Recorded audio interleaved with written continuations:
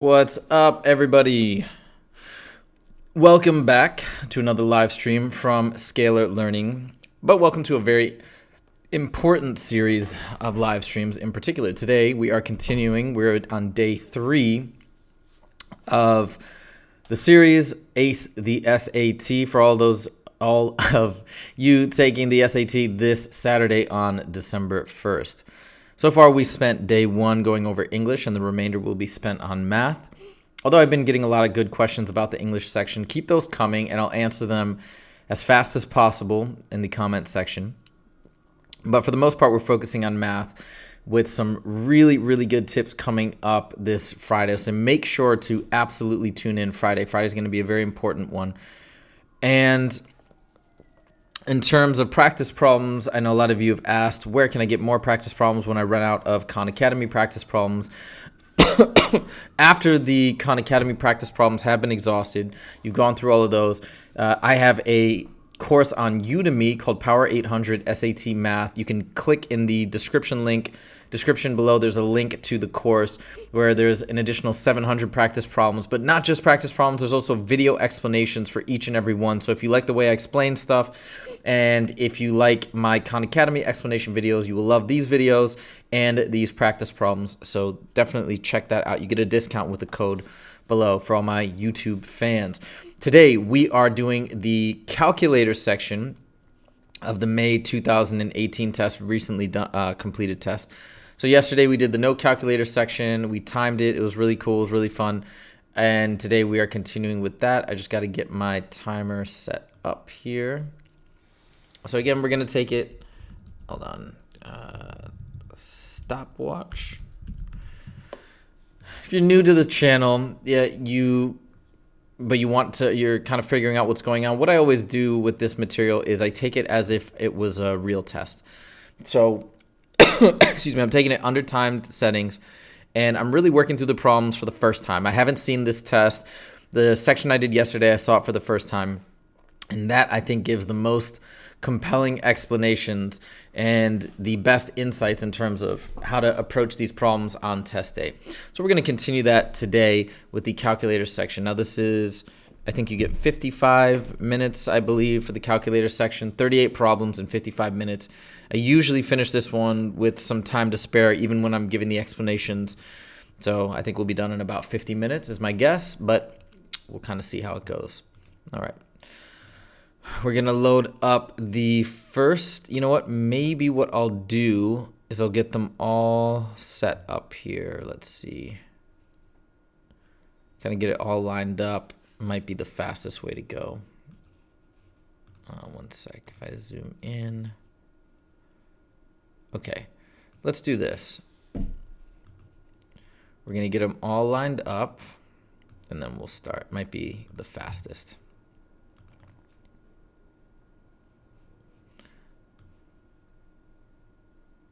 Hopefully I'm getting these in the right order. Is that right?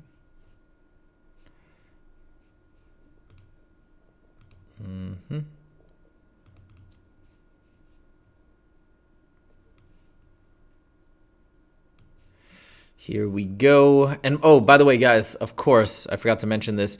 After I finish tackling all these problems, what's going to happen is I'll have some time for a Q&A, of course. So keep track of all your questions while I'm taking the test, because I'm doing it under time settings. I'm not going to have a chance to look at your questions on the message board, but as soon as I'm done, I will go through everything that you have. There we go. That's 6, 1, 2, 6, 7. All right, the hope is all this is going to be legible when I zoom in, but I think it should be. I think it should be fine. 8, and then the last one is 9.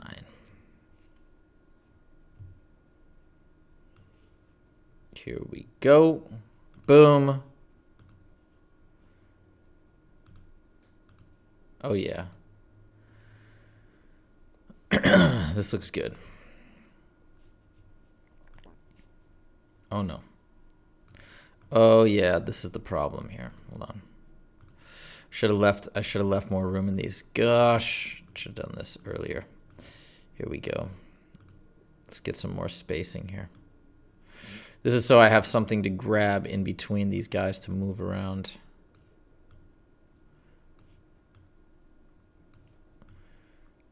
Okay.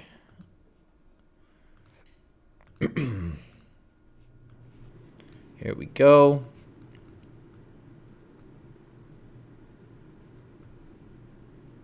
Oh, wait, that's not one. Where's question one? Oh, shoot.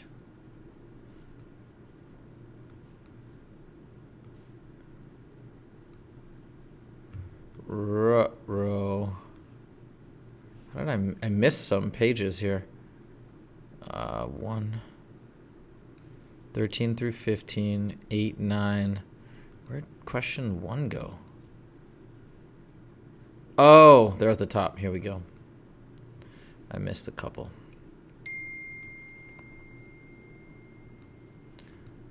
And then I think I missed 1, 2, 3, 8, 9, 10. Yeah, and then this one. Okay, 11 pages.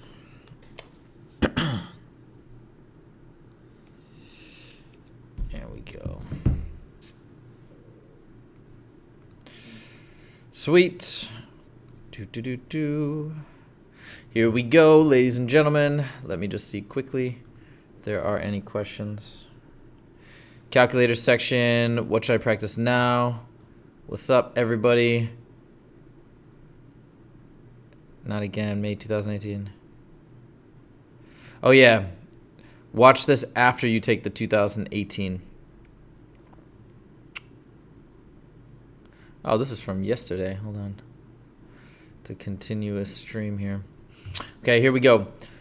Let's begin with the timer. Ready, set, begin. Okay.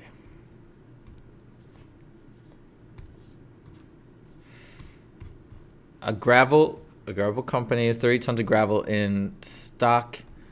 And at the end of the day on Tuesday, the company shipped, so they had 30 tons at the end of the day on Monday. So all these start at 30.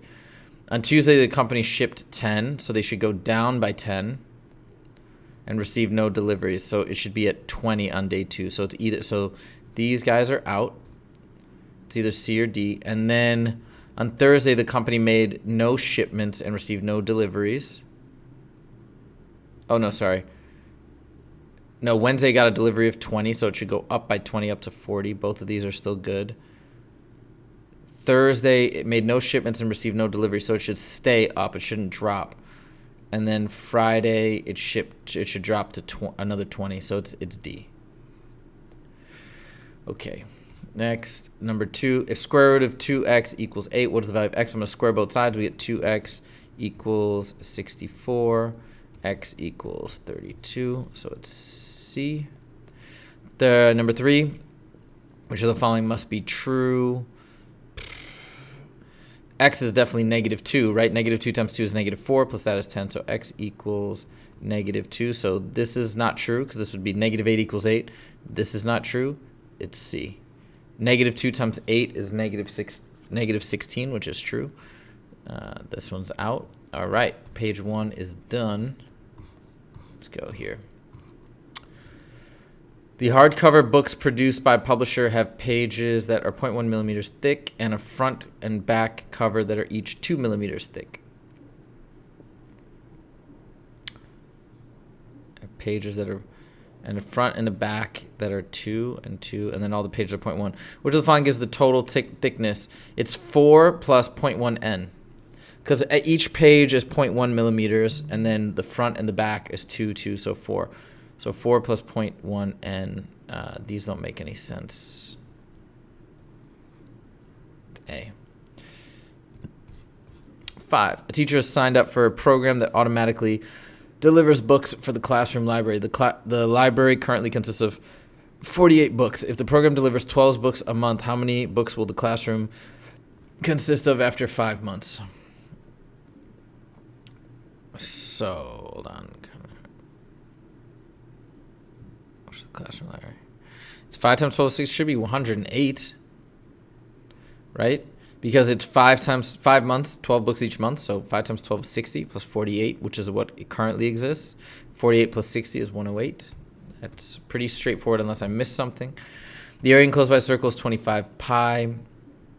What is the length in inches of the radius of the circle? Oh yeah, let me get this up here so we know, people know what we're taking. The area of the circle, blah, blah. What is the length in inches of the radius? Okay, check it out.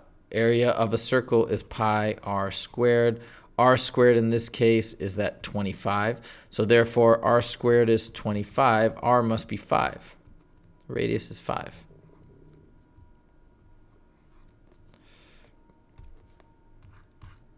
An analysis of a random sample of a type of laptop computer battery estimates that the mean working time was 4.7 hours with a margin of error of 0.7, which means it could be as high as 5.4. We add it, and then we subtract it as low as 4. Type of laptop has a mean working time of at least, no, could be 4. This type of laptop battery has a mean working time of at least, no, at most 5.4. This type has a mean working time between, 4. Has a mean working time between, no. That right? That's what this whole margin of error means. And we are off to the next page. Hold on. Here we go. Number 8. Equation is blah, blah, blah. At which point x, y does lines... Okay, so here's line L. Line K has a slope equal to double the slope of L, so it's 4. And a y-intercept equal to double the y-intercept, which is 14. Okay? Right? Double, double, yeah?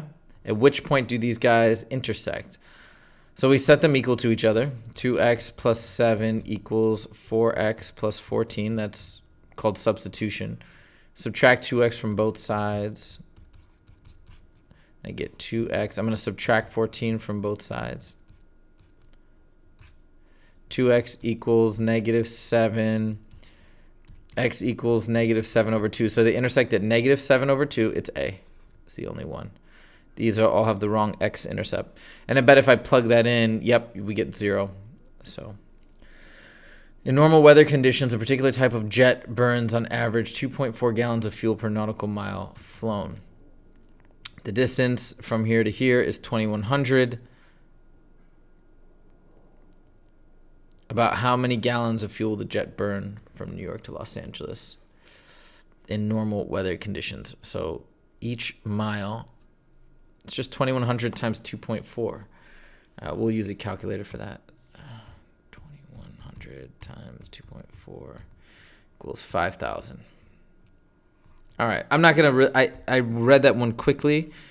That's something that I would probably star and go back to on a real test. Just make sure I didn't miss anything. Oh, wait. That is question 9. Wait a minute. Where's 10? Oh, did I miss another page? Hold on. Let me see.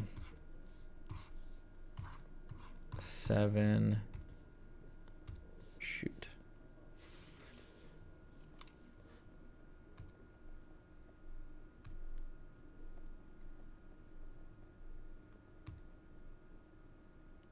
This is the page I just did. Oh, yeah. I think I did.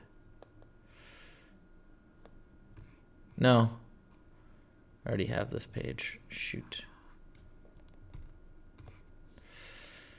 What am I missing? 6, 7, 8, 6, 7, 8, 9. Uh-oh. Okay, we'll figure it out later. 8, 9. Hold on.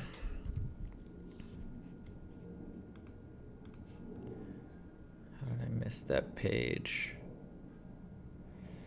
10. Yeah, I didn't take a picture. Let's do it quickly. Here we go. I'll put it up here.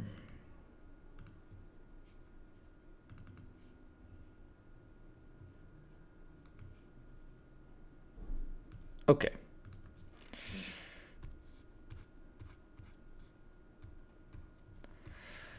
Let's see what we got. The quadratic function f is defined by this guy. Which of the following could be the graph shifted 3 units to the right? Okay, first of all, this has a current as is. It's going up. So A and D are out because it's positive.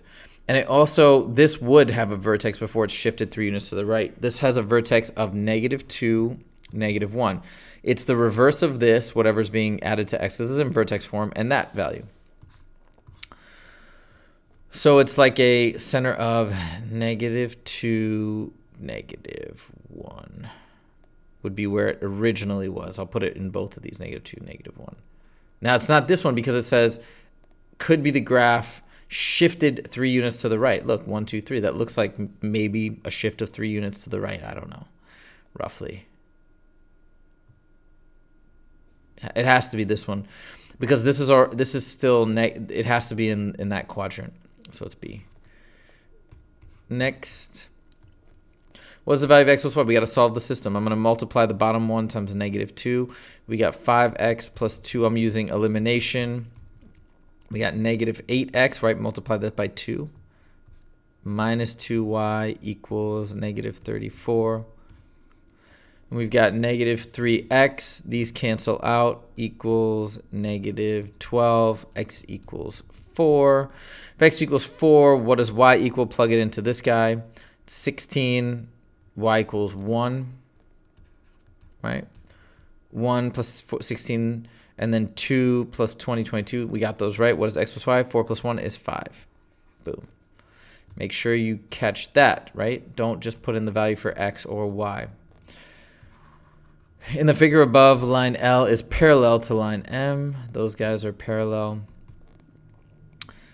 And if x equals 40, what is the measure of DEF? It's this angle. Okay. And it's got to be, let's see, this is x as well. Right? Because if these are parallel, these are alternate interior angles. So this is 40 out here. This is 40 over here. So this is 180 minus 40, which is 100. Right? This has to be 100. And you got to make sure you read this. DEF, some people might maybe solve for x. Who knows? Okay. Let's do these guys. Which of the following equations represents relationships between... Oh, we have to do this graph. Oh, it's for 3 questions, so we got to really read this. Under the right conditions... All right, we're doing good. Under the right conditions, giant sequoia trees are the fastest growing, blah, blah, blah. Will form 1-inch ring growth each year, increasing the size of its trunk 2 inches per year. Diameter by 2. This relationship is represented in the graph below. Giant sequoia tree can also grow 4 feet vertically every 3 years. It's so much information. I bet some of it's red herrings. This is important, probably the diameter. Which of the following equations represents the relationship between the diameter in inches and that of a tree's age in years? Guess what? This is a linear equation. You see that? So, oh, yeah. It hits it at, is this 0? Yeah, 0, 0. So no x, no y-intercept. Those are out. And what's my slope? We go up 100 to the right by 50. So it's a slope of 2. See that? Up 100. So it's up 100 over 50. Rise over run. 100 over 50 is 2. Assuming good growing conditions, how many years old is this sequoia tree with a trunk diameter of 19 feet, which is 19 times 12. It's 228. So 228 inches. How many years old is a giant sequoia with a trunk diameter of 228 inches? We don't need to use the graph, but it's like here. It's about like 100, yeah, 114. We could test it. Oh, wait a minute. Yeah, we could plug it into that equation. Y equals 2x. It's 228 equals 2x. And then x is the between diameter. Yeah. Yeah, sorry. X is the years. Excuse me. So 114 years. That's right. Next, linear model. Z equals 4/3. W can be used to find the height of a giant sequoia tree.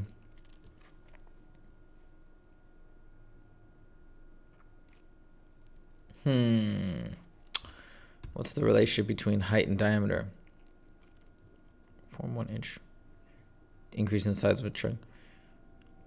Can also grow. Oh, now it's not a red herring, so we're using this info here. Can grow 4 feet vertically every 3 years. 4 feet.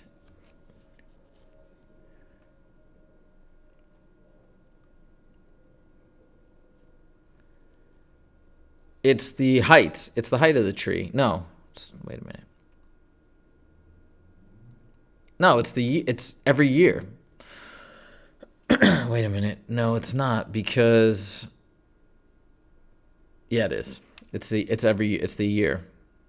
It's the age of the tree. W is the age of the tree. I'll tell you why. It grows 4 feet every 3 years. So in 3 years, it should be 4 feet tall. You plug in 3 for W. 3 times 4/3 is 4. In 6 years, it should be 8 feet tall, right? 4 feet every 3 years. So you plug in 6. 6 times 4 is 24. Divided by 3 is 8. So this has to be that. And then Z is the height. So that's it.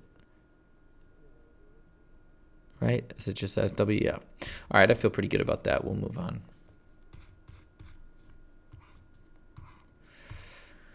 Okay. The scatter plot above shows the average production cost in cents per pound. Average production cost, cents per pound.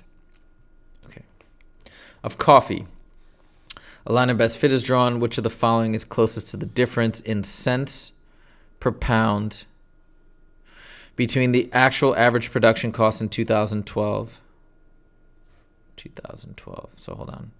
This is 6, 7, 8, 9, 10, 11, 12. So it's right here. Let's do it like this. So there's the predicted, which is 82.5, I'm going to say. And here's the actual, which is 90. So I'm going to say 7.5 rounded up to 8. Okay. Emma mows grass at a constant rate of 1.5 acres per hour. She mowed 2 acres before lunch and plans to spend 2 hours mowing after lunch.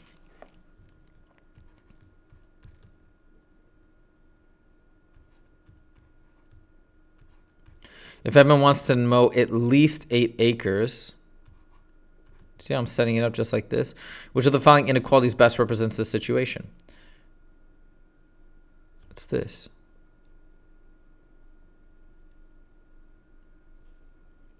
1.5t plus 2, which she's already done, wants to be at least 8 greater than or equal to 8. And that's it.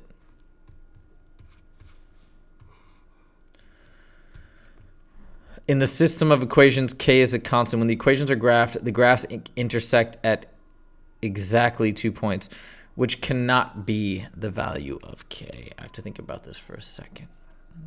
Okay, let me put this into slope-intercept form. It'll probably make more sense. So it's y equals negative, I'm just subtracting kx, negative kx plus 1.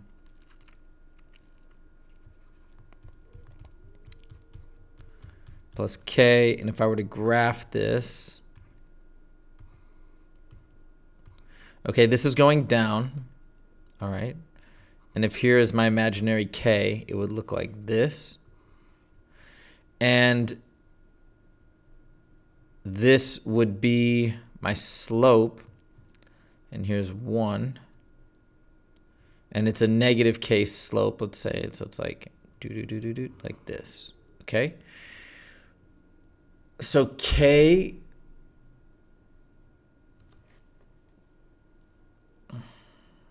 K cannot be 0. Because, okay, if K were 0, check it out. It would be down here. K were 0. Hold on. Yeah, here's why.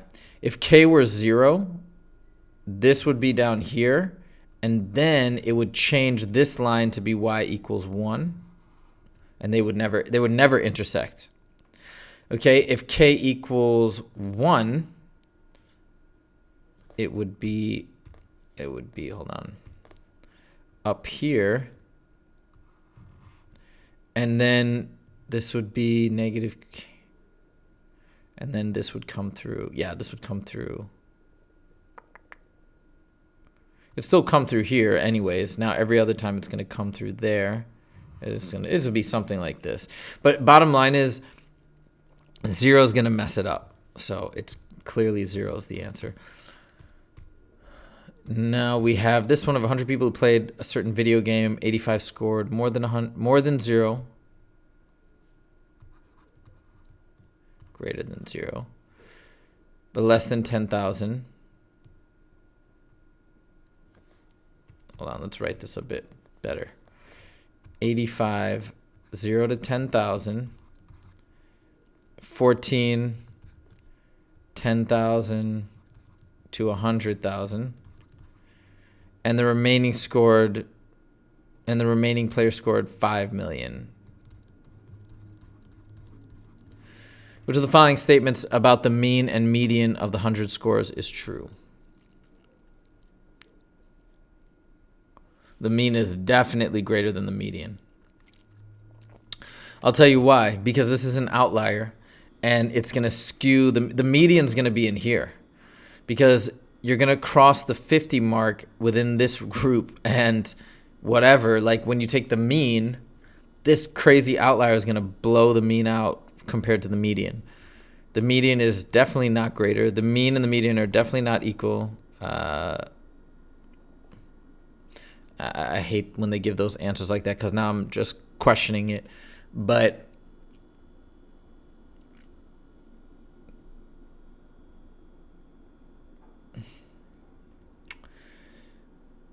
the only way, hold on, let me think. There's no way. There's no way for all zeros. I'm just trying to see if there's a way that the mean is not greater than the median. It's impossible. It's impossible. The mean has to be greater than the median. I can't see it. So I'm sticking with that one. Okay, let's go.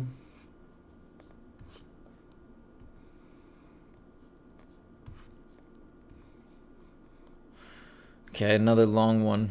Let's see the time there. We're doing okay. Spring of 2015, 3 separate studies. 10th graders were conducted in the city of blah, blah, blah. The possible scores, fitness tests are whole numbers of 50 through 100.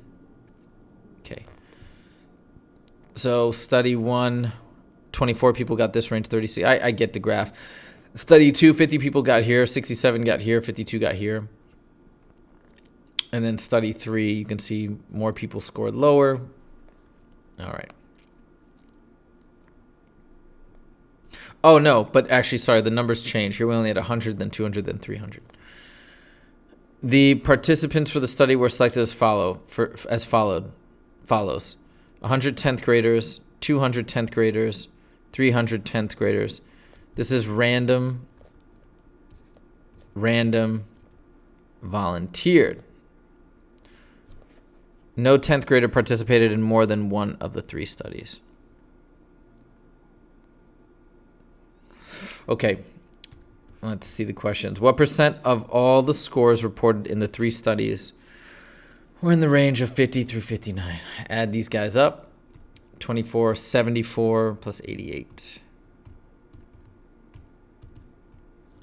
162 divided by the total, which is 600. And it's 27%. Cool. Which of the following could be the median score in study 3? Okay. So let's see. We have 300 people. So wherever the 150 mark is, 140. It has to be in this zone, the median. Because here's where you see how if you add these two together, that's covers up to 155. And so the middle value is going to be in this zone, so it can't be anything but between 60 and 69. So it's B. The results of which of the studies can appropriately be generalized to all 10th graders? Got it. 1 and 2. Because study 3, people volunteered. So 1 and 2. That's my feeling. All right. Hope that is good. Let's see this. Oops.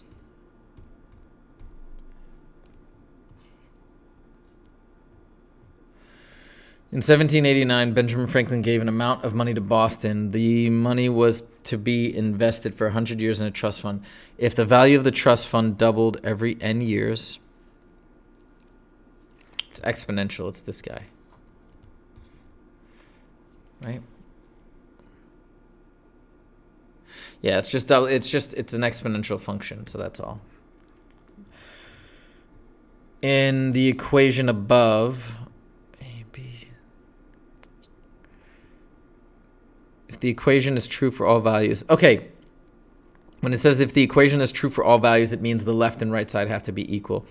I've said this many times. If you see something like this, just start foiling, start evaluating. So that becomes distribute the x. We get x squared plus x. Here we get plus 2x plus, I think that's a 1, right? And then let's combine like terms. We get x squared plus 3x plus 2 equals this, which means my a is whatever's in front of there, which is 1. My b is here, which is 3. And we need to add them up. And my c is 2. 1 plus 3 plus 2 is 6.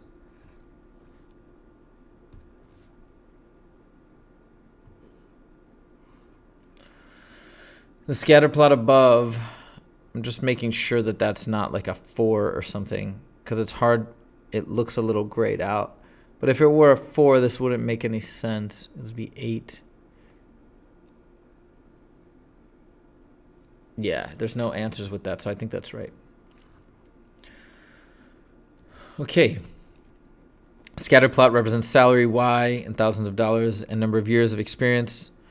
A line of best fit is also shown. Which of the following could be an equation for the line of best fit? It's got to be a positive slope, all of a positive slope.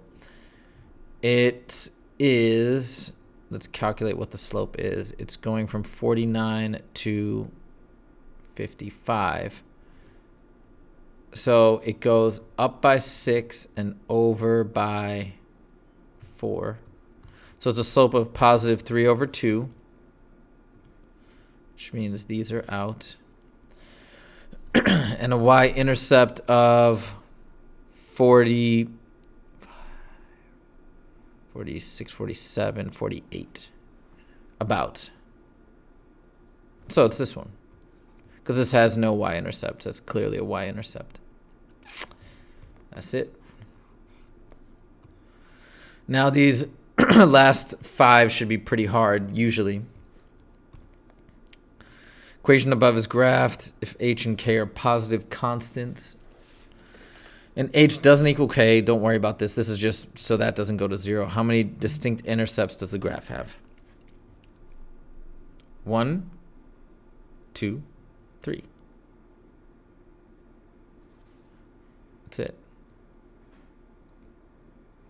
Distinct intercepts means, okay, look, here's what the deal is. An intercept is where each of these equals 0. It equals 0 at negative k. It equals 0 at negative h. And it equals 0 at positive h. Now, what they're talking about, distinct x-intercepts, this has a multiplicity of 2, so we call this, it's like technically, oh yeah, so it's got a multiplicity of 2 for that 0, but so that means there's like 2 intercepts, you could say, but both occurring at h. But I think because of this wording, they only want you to count it once. That's my interpretation of this, so the answer is just 3, not 4. A signal from a spacecraft orbiting Mercury travels to Earth At that speed, distance between Earth and the spacecraft is that minutes it will take. Okay. So we'll say distance. Oops. Oh, shoot. Hold on. We say distance equals rate times time. So that's the rate. We want to know time. So we say distance divided by rate, and that'll give us the time. But it'll give us it in seconds. Oh, wait. Sorry. This is in kilometers. And this is in meters. So that is really 3 times 10 to the 5th meters per second. So that's my speed. Okay, how did I know that? Because, kilometers. Because if I'm going to turn this from meters to kilometers, just like we say 3,000 meters is 3 kilometers, I'm chopping off 3 zeros. Same thing there when I'm reducing that by 3, that exponent by 3. So now what we're doing is we're taking this number and we're dividing it by this number. A very complicated question. A lot of details. So 2.0221 times 10 to the 8th equals that divided by 3 times 10 to the 5th. Now remember, this is going to give us in seconds, right? So this is 674 seconds. And we need to divide that by 60 to get minutes. It's about 11. It's going to be 11. But we'll do it anyways. 11.23. So there you go. Right? Okay. The equation above has no solutions, and A is a constant. What is the value of A? No clue until I distribute. So multiply. Negative 3ax minus, hold on.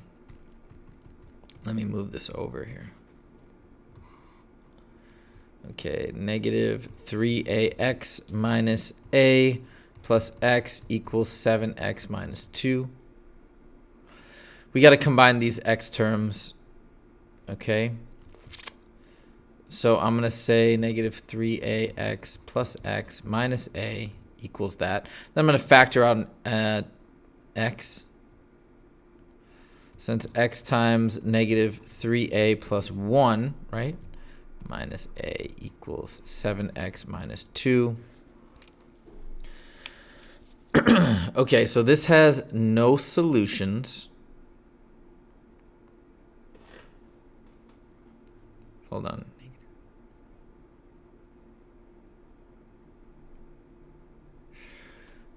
This equation has no solutions. If it had infinite solutions, my answer would be negative 2. No, it is negative 2. Because watch, all right, if a equals negative 2, this becomes 6 plus 1, which is 7x, and that becomes positive 2. And these can never equal each other because 7x will always be the same. These will always make it different. Here you're adding 2, here you're subtracting 2. So a equals negative 2. That'll never have a solution. Right? If you have 0, x would be negative 2. If you have 2,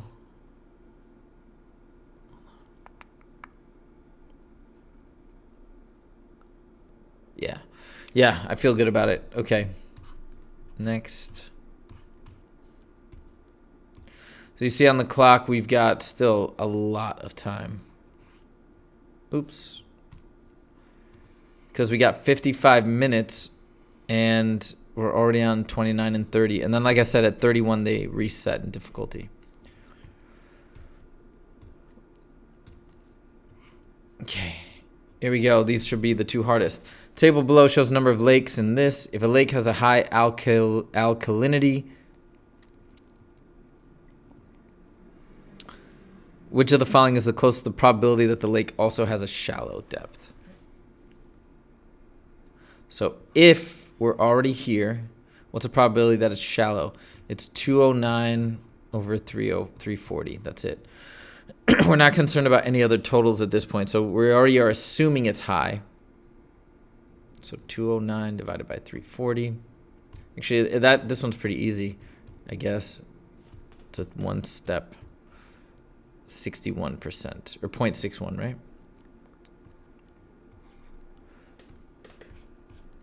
Radioactive substances decay over time. The mass of a particular substance D days after beginning is shown below. Okay. Goes down by 17, then 15, then whatever. This relationship is modeled by that. Which of the following could be the values of A and B? Got it. A has to be 120, okay, because that's my starting value. So these are out.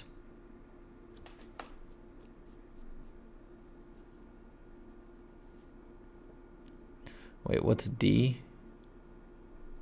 Oh, D is days, yeah. So it's 120 times 10. Hold on.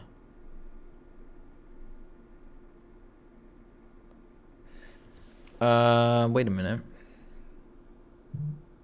How is it?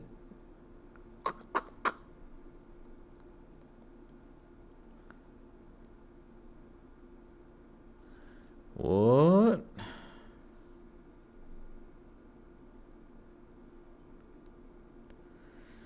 How is this? Oh, I got you.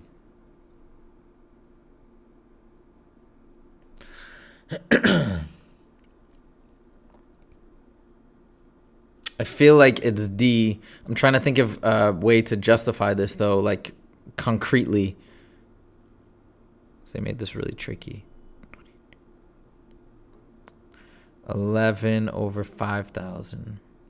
Okay, hold on.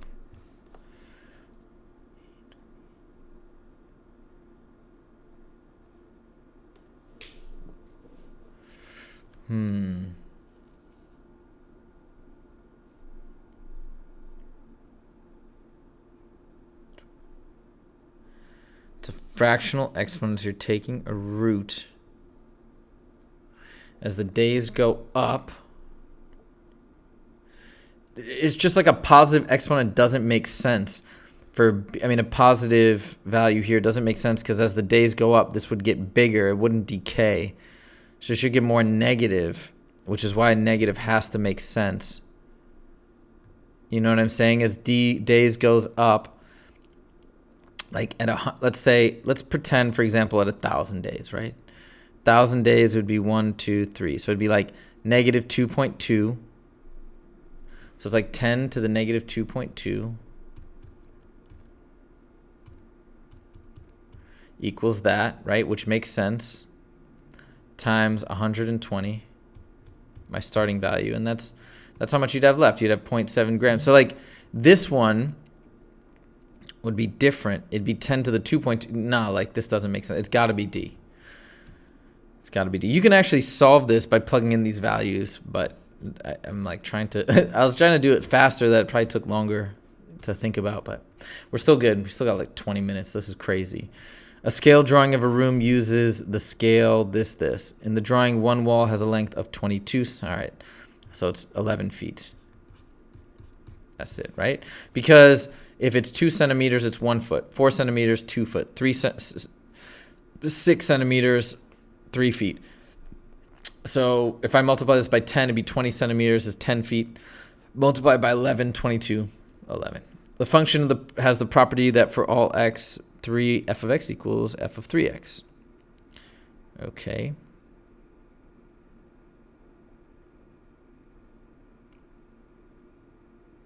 It's 36.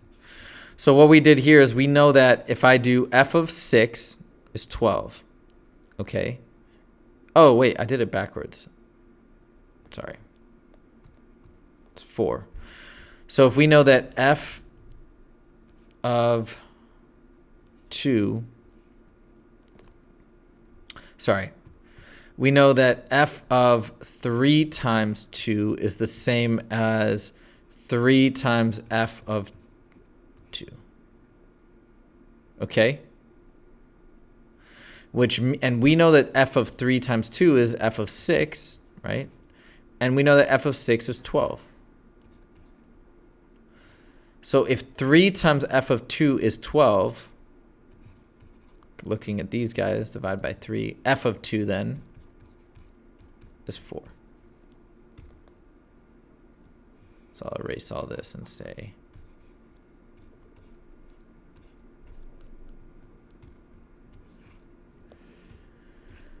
the profit from producing and selling n units of a certain product is given in the equation above. K is constant. 200 units are produced. What's the value of K? So let's plug everything in. Profit is 1275 equals 200 minus 2 times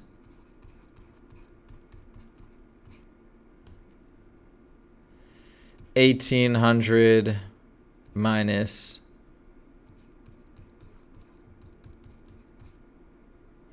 that's 1400 minus K. It's negative 125 equals negative K. So K equals 125, positive 125. Right? 125.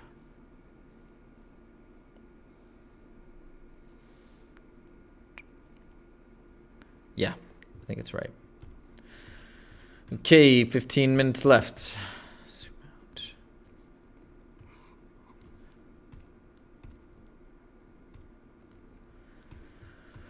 The number of people in millions who visited amusement park A and park B are listed in the table below. What is the positive difference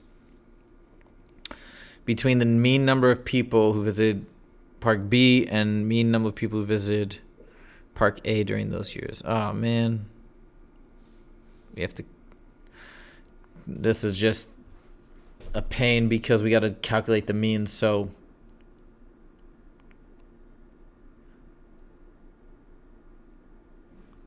Okay. All right, so 15.7 plus 15.2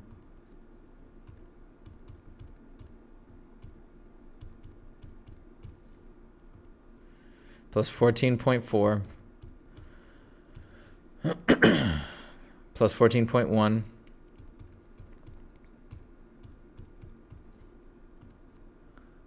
3 equals divided by 5 equals 14.34. Right, mean, we take the total and divide and all that. So this one is 15.9 plus 16 plus 16.1 plus 16 plus 16.2. 80.2 divided by 5 is 16.04. All right, so the difference is... The positive difference, they said, is 1.7. 1.7 plus that is 16.04. Lisa and... Hold on. Let me move this. Lisa. Lines T and W are parallel in the xy plane. The equation of T is this. What's the value of the y-intercept of line W? Okay. So they're parallel. So first let's isolate y just to make it easier. 7y equals negative 4x plus 14. Y equals negative 4/7 x plus 2. Line W line W is parallel to this, so this is line T. Line W is y equals negative 4/7 x plus some unknown y-intercept. And we know it goes through negative 3, 8. So I'm going to plug in negative 3 here.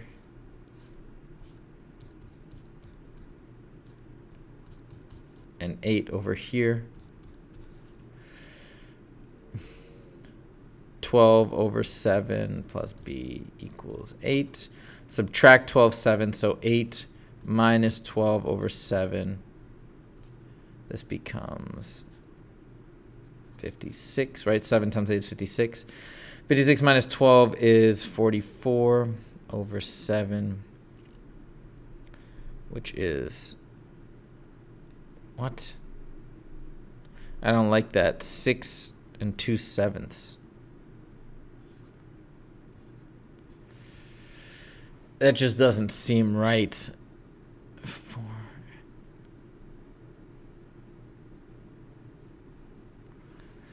Negative 4/7 x plus 2. Negative 4/7 x. 12 over 7.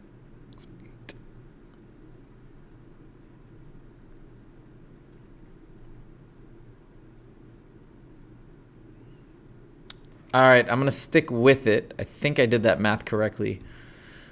That just throws me off because that's such an unpleasant number to enter into free response. Because, I mean, you could actually leave it as a mixed improper. I would probably enter it as 44 over 7.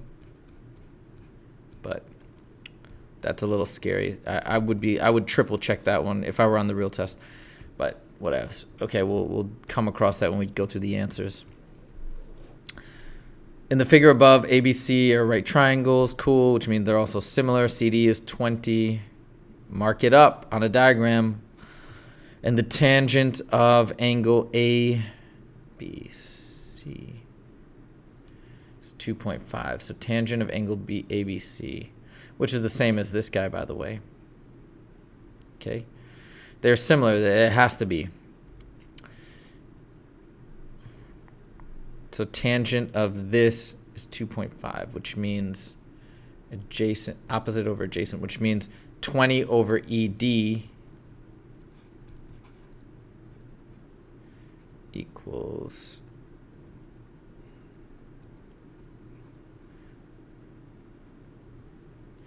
okay, therefore ED equals 20 divided by 2.5, which is 8. So this value here is 8. What's the length of ED? That's it. That's all they're asking. 8. Just remember, tangent is opposite over adjacent. That's how I did that one. Okay. 2 more. And then Wheeze is done. Table above shows the recommended amount of potassium in milligrams for people of all ages according to this. Okay. I bet the first one's easier. Second one's probably hard. Andrea's recommended daily intake is 50% greater. So Andrea's is 50% greater, or AKA 1.5 times her brother. What is Andrea's, what is the least possible age? In what? Oh. What is the least possible age in years of Andrea?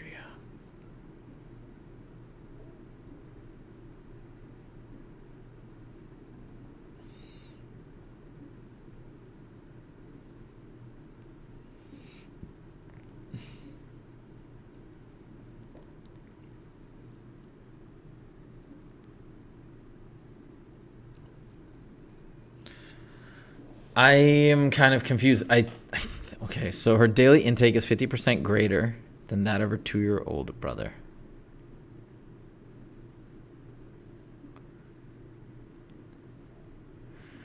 I guess 7 months?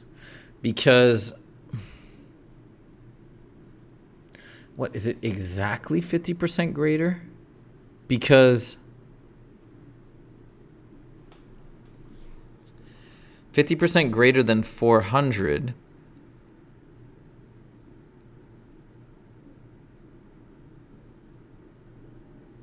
is 600, right?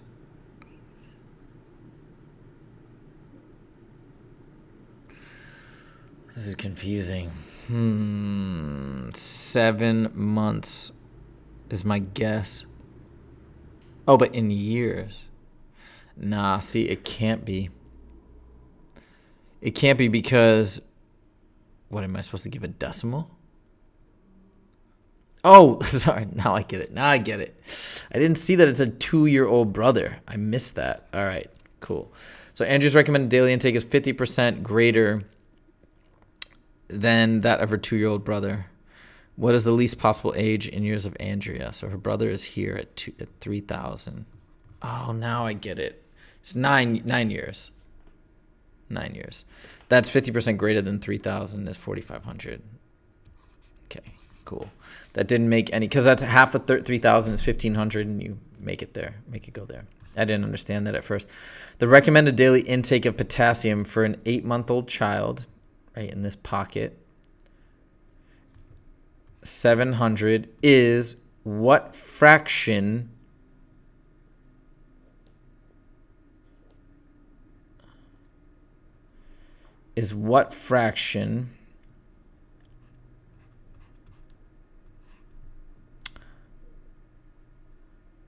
of that recommended for a 2-year-old child, which would be here, 3,000. Why did I write it like this? 700 over 3,000. Oops, I'm going to cross off the zeros. So it's 7 over 30. Okay, I'm not going to check my work. We only have 6 minutes left anyways, because what's the point? Let's just check it together. But on the real test, of course, I'd 100% star things up that I was confused on. I would go back and check those, make use of all my time. And usually if I'm doing this and I'm not doing the explanations, I'll have more time so I can really utilize all that extra time that I've saved, especially on some of the easier questions, and make sure I've gotten everything down 100%. But now it's no big deal. Made some, if I have made mistakes, I don't think I have, but if I have, we'll just go over them together and figure them out. Let us check the answers now. Here we go. My answers are over here.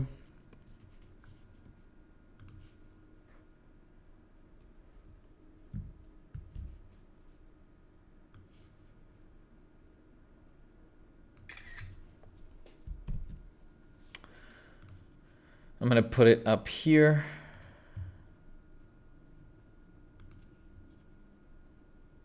Desktop.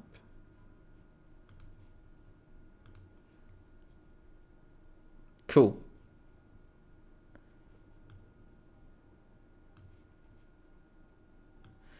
And grading time. Here we go. One is what? I got one. Oh, one is D. There it is. It's like, huh? Okay. Correct. 2 is C. 3 is C. 4 is what? I got 4 wrong? Kidding me? Let me see here. Oh, wow. I got 4 wrong. Jesus. I said it was 4 plus 0.1, and how did I choose B? Oh my God, that's crazy. No. This must have moved down. All my answers are off here. Shoot. It must have moved down like this. Let's see if that lines up. Yeah, there are my answers. You see, you have to be careful. I have to be careful on this app because you can just drag it and it gets all out of whack. Okay. Anyway, so A is correct. This one is B is correct. 6 is B. 7 is C. Cool.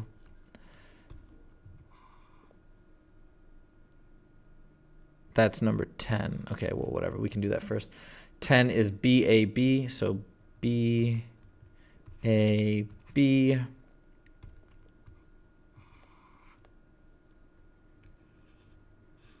Here's 8 and 9 is A and C. Oops. 13 through 15. 13 is DCA. DCA, yep.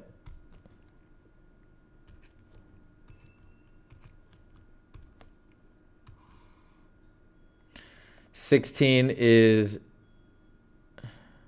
what is that, 8? What does that mean? Or is that a B? There must be a B, right? Yeah, B. 17 is C. D. 19 is A.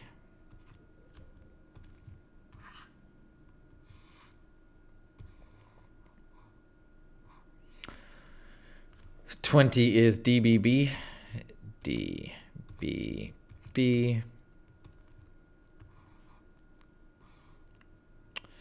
23 is C, A,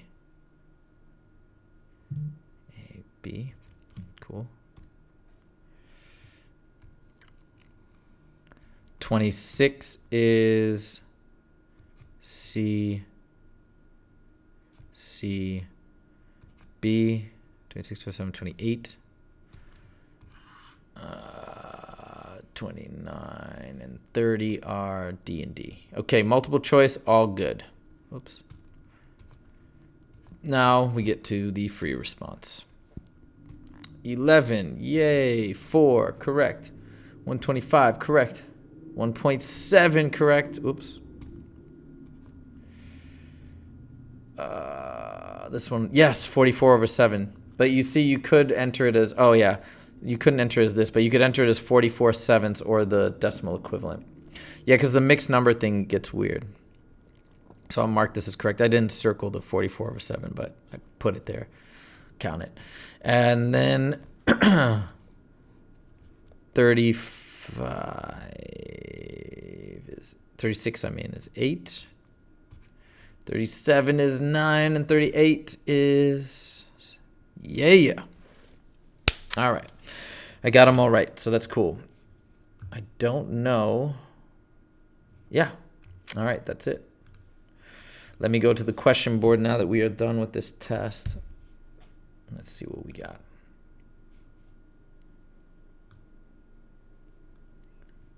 Wait a minute. What? Is this it? Hold on, let me refresh this.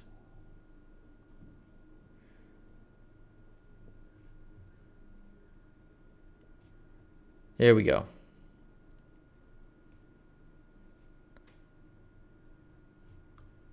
Okay. Let's see. Number 9 on yesterday's video. I tried doing it with that, but I did not get the answer for some reason. Yeah, I have to pull it up. Just give me 1 second. Let me get everything from today's test. I don't get the 15 part 3. Let's see.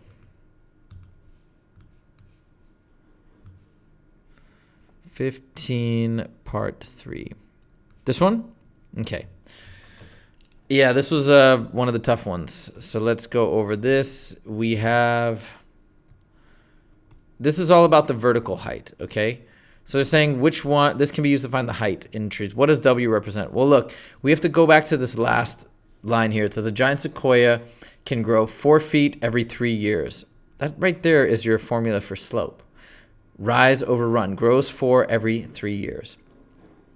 So if we're putting this in equation, like they're doing it here, and we don't need W and Z and all that, but it would be like Y equals 4/3 X plus whatever we're starting at. But it's starting at 0, so no Y-intercept. So clearly, this is my height on this side. This has to be time. That's the only other variable or factor in there, and that's all they're asking. What does W represent? It's got to be time, age in years, that's it.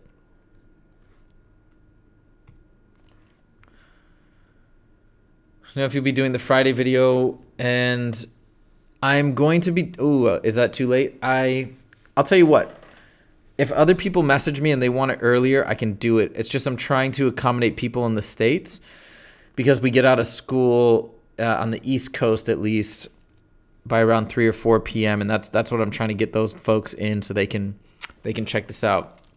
But let me think about it. If I get a lot of requests, yes, I can do it earlier. Yeah, I'm going to try to do that this week, but it's going to be tough because I'm planning to just focus on math the rest of the week. You're doing a great job. Hey, man, Anas, thank you for that. Man, like that, when people say stuff like that to me, I can't tell you how much it means to me to tell me that it's helping, and yeah, thank you. I try really hard, and I pride myself on, I really try to teach as carefully and patiently as possible, so thank you. Is the ACT easier? In terms of the math specifically, I don't think so. But I have to preface that. Okay, so the thing about the ACT, first of all, you're going to see matrices on there. That's one other topic that you have to study. I think think that might be, no, they also have logarithms on there, which, I mean, logarithms and matrices, they're fine, but every now and then you'll have a matrix multiplication question, which is just, it's a whole nother complicated operation you should know to be careful. I took the ACT a year ago and I got a perfect on the math, but I actually don't know if I got every question right because I didn't get a detailed score report. But I can tell you that when I took the ACT, it wasn't like the SAT. With the SAT, I just feel like it's better. But one other caveat is I practice SAT math all the time. So, but that's my preference. I think ACT is better. I mean, the SAT is better also because you don't have to deal with the science section. I would recommend taking the ACT if and only if you love the science section and you feel like it's going to help your score overall. You don't have to do that much additional prep. But I made a video about this I think it's in my ACT score reveal where I say I really like the SAT a lot better. Don't cry. That's why you're watching this video. You're watching this video to get prepared, feel good, feel ready, and to crush it. You can crush this test. You can change your life in a matter of a few hours, meaning this score and this test can do great things for you. And that's it. You're just going to prepare and you can study and you can beat the test. It's doable. I hope I'm a testament to that because I can tell you that with all the practice I've done and all the work and research I've done into this test, I feel like I've mastered it, and not because I'm natural. It's not because of a natural ability. It's because of all the time I've devoted. So if I can do it, it can be done, and it can be so impactful for you. Number 25, certainly. Okay, Dorama, here we go. Number 25. The scatter plot represents salary in thousands of dollars for experience. Which of the following could be the equation of the line? Look, all we have to do is it's in slope-intercept form, right? Y equals mx plus b. B is my y-intercept. M is my slope. My y-intercept occurs right here at about 46. My slope is, well, let's figure it out, right? I chose these 2 points. From here to here, I calculated rise over run. It goes up from 49 to 55 by 6. It goes across by 4, right? 1, 2, 3, 4. Rise over run. 6 over 4 reduces to 3 over 2. There's my right slope. And here's pretty close to what I calculated there. It's not exactly 46, but it's 40, what is that? 7.5 or something. So it's an approximate. Oh yeah, that is 47.5. It's above 47. So there it is. I don't see any. Hey, Mohammed, no worries. My pleasure. Okay, guys, that brings me to the end of today's live stream. It's time to hit the road. Going to let you guys go. I hope that was helpful. I hope that was useful for everybody. And remember, keep watching all week. I got another live stream Thursday and another one Friday. I'm going to get you guys ready for the math section of the SAT. Give you some more tips on verbal too, hopefully by the end of this week. And that's it.